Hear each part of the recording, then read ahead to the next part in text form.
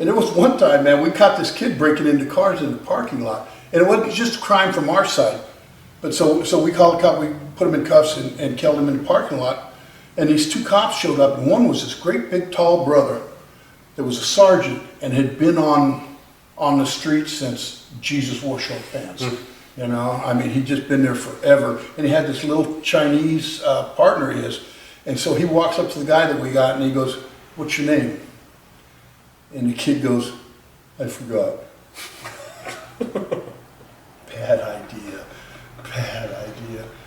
This cop doesn't blink an eye, doesn't raise his voice. He looks at him and he goes, "Now what the fuck am I going to do after I beat you unconscious? And I don't even know your name." And that's the way that worked. That kid, you couldn't shut that kid up after that.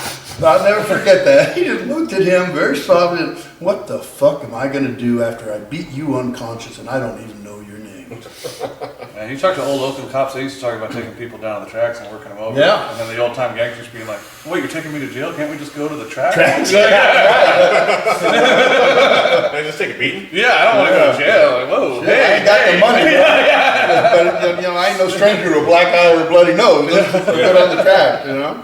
So we've talked a little bit about, like, you know, a little bit about the violence and dealing with that and having to deal with those kind of situations. There's something that's really important in the door that I've always figuring out how to compromise with people.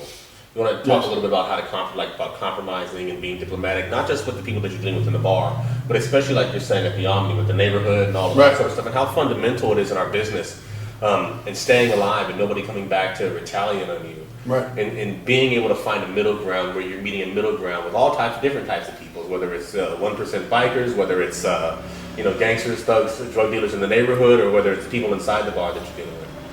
Well, first of all, I think it's really important to be fluent in a lot of different dialects. I'm fluent in biker. You know, I'm fluent in Cholo. You gotta be able to close when you ain't lying about it. You gotta be able to talk to people, you know? And they have to they have to know that you understand what's going on. By the words that you're using. So it's important to be fluent in a lot of different dialects, and that comes over time.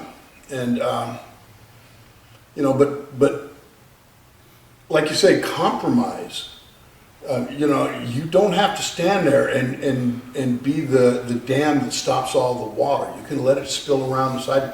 I don't care what somebody says. As long as they do what I ask them to do, tell them to do, tell them to get off the property. You're out. You're done. Get off the property. If they stand out on that sidewalk and call me 17 different kinds of motherfucker, I don't care. Yeah. I don't care. That's just like, it's like,